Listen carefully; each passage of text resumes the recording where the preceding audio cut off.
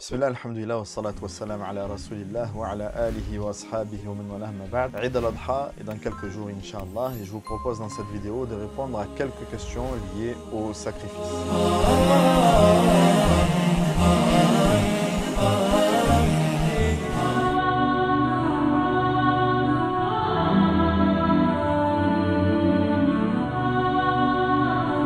Alors le sacrifice est un acte qui est vivement recommandé, c'est-à-dire une sunna mu'akkada. Il est fortement recommandé aux musulmans qui en a les capacités de sacrifier une bête pour lui ainsi que pour les membres de sa famille qui sont à sa charge.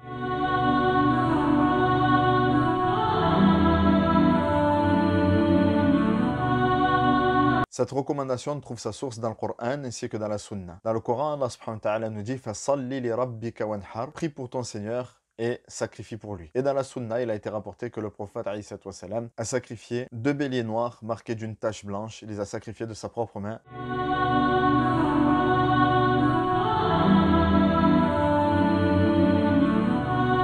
Cette pratique a été légiférée en l'an 2 de l'Hijra, en l'an 2 de l'Égypte. Le prophète au départ vivait à Mecca. Ensuite, il lui a été ordonné de quitter Mecca pour s'installer à Médine. 2 ans après son installation à Médine, le prophète a reçu cette recommandation de sacrifier une bête pour le jour de l'Eid.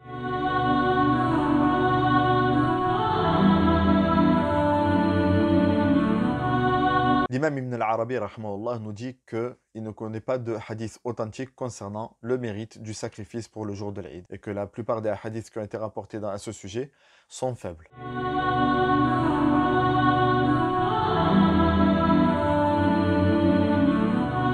Le sacrifice n'est valable que pour certaines catégories de bêtes, les ovins, les caprins, les camelins et les bovins. En dehors de ces catégories-là, le sacrifice ne sera pas valable. Il n'est pas permis de sacrifier une volaille, par exemple, pour le jour de l'Eid.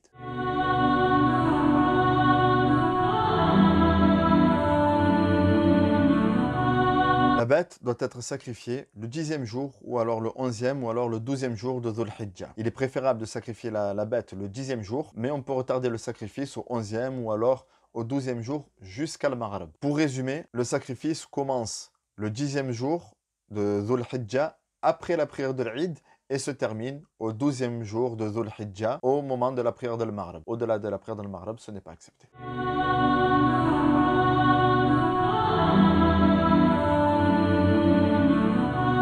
Alors, le minimum requis pour les ovins est qu'il ait au moins un an révolu. C'est ce qui est retenu de l'école malikite. Selon d'autres écoles, il est permis de sacrifier la bête, donc l'ovin, l'agneau, lorsqu'il a 6 mois. Mais sinon, chez les malikites, ce qui est retenu, c'est que c'est un an minimum. Pour les caprins, il faut qu'il ait plus d'1 an et qu'il soit dans sa 2e année. Pour les bovins, selon l'école malikite, il faut qu'il ait plus de 3 ans et qu'il entre dans sa 4e année. Et enfin, pour les camelins, pareil, selon l'école malikite, il faut qu'il ait 5 ans et qu'il entre dans sa 6e année.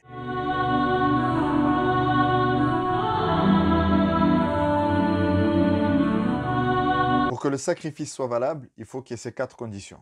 Qu'il soit fait de jour et non de nuit. Ceci est propre à l'école malikite. Que le sacrificateur soit musulman, forcément, sinon le sacrifice n'est pas accepté. Que la bête ne présente aucun défaut, on reviendra sur cette question, Inch'Allah. Et que le musulman soit seul à payer la bête s'il s'agit d'un ovin. Par contre, il est permis de s'associer à 7 lorsque on souhaite sacrifier un bovin ou alors un camelin.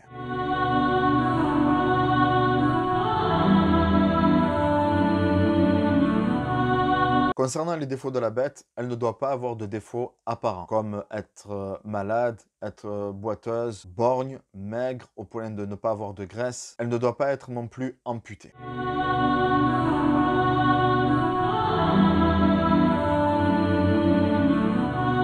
Concernant le sacrificateur, il ne doit pas se raser la barbe, la moustache ou alors les poils du corps, ni se couper les ongles tant qu'il n'a pas sacrifié la bête. Il lui est recommandé de sacrifier la bête, d'immoler la bête lui-même et de ne pas mandater quelqu'un. Mais par contre, s'il a mandaté quelqu'un, il n'y a pas de mal. Et il lui est demandé de rester à jeûne tant qu'il n'a pas consommé une partie de sa bête.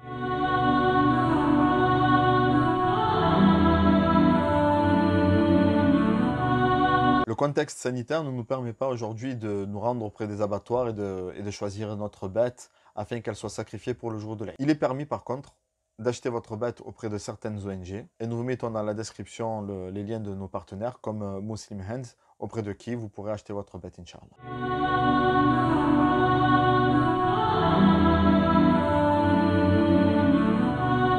Le sacrifice du jour de l'Eid est une adoration, donc il n'est pas permis, selon l'école malikite, de remplacer cette adoration par un don. C'est-à-dire que, par exemple, la bête coûte 200 € et quelqu'un va donner une sadaqa de 200 € à une famille qui est dans le besoin. Ceci ne remplace pas le sacrifice de l'Eid. L'acte qui est recommandé le jour de l'Eid est de sacrifier la bête et non pas de donner l'équivalent en sadaqa. J'espère que cette vidéo aura été bénéfique. S'il y a des questions auxquelles nous n'avons pas répondu, n'hésitez pas à les laisser en commentaire. Nous essaierons d'y répondre dans les plus brefs délais, Inch'Allah. Wa sallallahu ala nabiyyina Muhammad wa ala alihi wa sahbihi ajma'in wa akhiru da'wana.